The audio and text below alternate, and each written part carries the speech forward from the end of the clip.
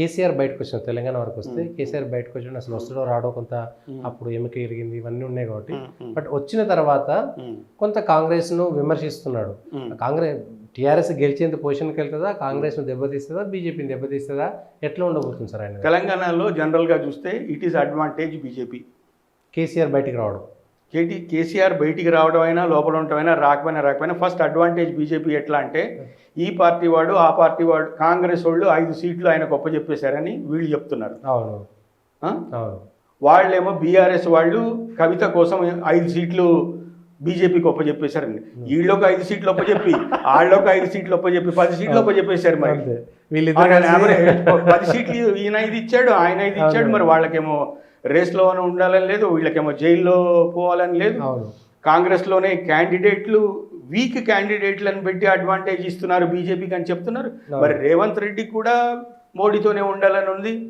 కేసీఆర్ కూడా తనని తాను కాపాడుకొని ఆయనకి కాంప్రమైజ్ అయినట్టుగానే చెప్తున్నారు. 10 సీట్లు ఇచ్చేస్తే ఇంకా ఏమున్నాయి మరి? 7 సీట్లలో ఒకటి ఎంఐఎం అనుకుందాం, 6 సీట్లు ఉన్నాయి మరి అంతే. So it is advantage BJP. నిజంగా ఏం జరుగుతుంది గ్రౌండ్ లెవెల్లో అనేది పక్కన పెట్టి, అయితే కాంగ్రెస్ క్యాండిడేట్లను మీరు తీవ్రంగా పరిశీలిస్తే మాత్రం కొన్ని చోట్ల వీక్ క్యాండిడేట్లు ఉన్నారు. కొన్ని చోట్ల ప్రెషర్లకి ఇప్పుడు నాగేందర్ అనే ఆయన ఉన్నాడు. ఆయన ఏం పెద్ద క్యాండిడేటా, ఎంపీ క్యాండిడేటా, ఎన్నిసార్లు సీట్లు మార్చినోడు ఉన్నాడు. అది ఆయన ఏం చేసినోడు జనాలకి. ఎటు పవర్ ఉంటే అటు మారిపోవడం.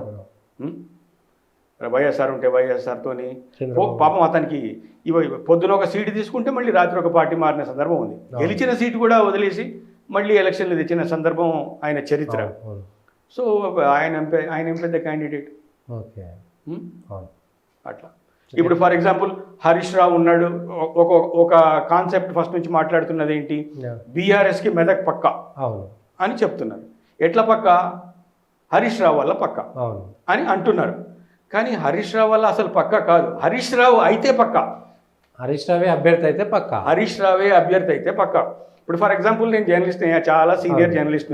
నేను ఎవరి దగ్గరకు పోయాను, ఇప్పుడు ఓటు అడగడం కాదు, ఒక పైరవి అడిగాను, ఒక మినిస్టర్ని అడిగాను అనుకో, సార్ ఇట్లా ఉంది మన సతీష్ది ప్రాబ్లం ఉంది సార్, ల్యాండ్ ఎవడో వాడు స్ట్రేట్గా నా మమ్మీది ఏమంటే, సీను నీది ఏదైనా ఉంటే నువ్వు రా అంతే, పక్కనతో నువ్వంటే I will consider your case. అవును.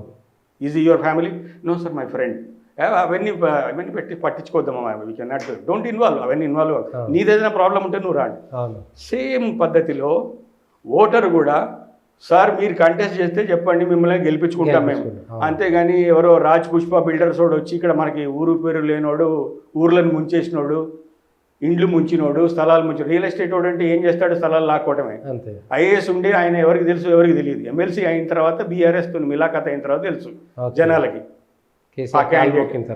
తర్వాత సరే కాళ్ళు మొక్కని ఏదన్నా కానీ అది ఒక లీడర్గా పెద్ద మనిషి మొక్కడంలో కలెక్టర్ గా ఉండి మొక్కడం అనేటువంటి దానిపైన చాలా తప్పు. ఒక పొజిషన్లో ఉన్నోడు మొక్కడం తప్పు. కానీ జనరల్గా ఒక కేసీఆర్ అనేవాడు పెద్ద లీడరు, రాష్ట్ర మంచో చెడో మీరు కరప్ట్ అనుకోండి లేదా బోడా అనుకోండి, రాష్ట్రాన్ని అయితే మీకు సాధించి పెట్టాడు. When compare to earlier rulers, 10 ఏళ్లలో 4 ఫ్లైఓవర్లన్నా కట్టారు. చేయలేదనేది ఏం లేదు కదా. చాలా బ్యాక్వర్డ్ ఉన్న వాళ్ళం కొంతనైనా ముందుకు వచ్చాం. కొన్ని చోట్ల నీళ్ళైనా చూసాం, ఎండిపోయినాయి. తెలంగాణ అనే పేరైనా వచ్చింది, తెలంగాణ అన్న పేరు వచ్చింది, నీళ్లు నిండినాయి, ఇప్పుడు ఎండిపోతున్నాయి వర్షం పడక, అది వేరే విషయం. ఇక్కడ ఆ ఖాతా అయితే రేవంత్ రెడ్డి ఖాతాలో పోతుంది. అంటే జనరల్గా ఏమంటారంటే రాజును బట్టి పరిపాలన ఉంటుంది, రాజును బట్టి వర్షాలు వస్తాయన్నారు. పాపం ఈయన రాగానే ఎండిపోయిందంట. అది చాలా బ్యాడ్ లక్. బహుశా సిటీలో హైదరాబాద్, సికింద్రాబాద్లో కాంగ్రెస్కి వ్యతిరేకంగా ఈ వాటర్ ఇష్యూ అయితే డెఫినెట్గా ఉంటుంది. గ్రామాల్లో అగ్రికల్చర్, కరెంట్ వస్తలేదు, ఫార్మర్స్, డబ్బులు రానోళ్ళు, రైతు బంధు, అది ఆ ఇష్యూ ఎట్లయినా ఇతను వచ్చిన తర్వాత ఉంది. ఎట్లయితే 6 పాయింట్స్ చూసి దన్ వేశారో అవి రాకపోయే వరకు అంత రివర్స్ అయిపోయి ఉన్నారు జనాలు. తక్కువ కాలంలో అంత వ్యతిరేకత సృష్టించబడింది. అవును. ఇప్పుడు నువ్వు ఫ్లాట్గా అందరికీ 200 యూనిట్స్ మైనస్ అని చెప్పావు. అవును. ఎవడైనా సరే 200 యూనిట్లు తీసేసిన తర్వాత సబ్సిడీ వస్తుంది, మిగతా బిల్ కట్టాలన్నావు. ఇప్పుడేమంటున్నావు? 200 యూనిట్ల లోపల వస్తేనే నీకు అంటు. 200 యూనిట్ లోపల వచ్చే సందర్భం ఉందా? 2 వీలర్ లేనోడు ఎవడు, టీవీ లేనోడు ఎవడు, 4 బల్బులు లేనోడు ఎవడు, అంతే. ఇక గుడిసి ఉంటే వస్తుంది అంతే. వాడు ఒకటే బల్బు, అది కూడా పోల్కి కనెక్షన్ తీసుకుంటాడు కాబట్టి, మీటర్ కూడా ఉండదు కాబట్టి ఫ్రీ ఆటోమేటిక్. అట్లా ఉన్న పరిస్థితి ఉంది. అక్కడే బూమరాంగ్ అయింది.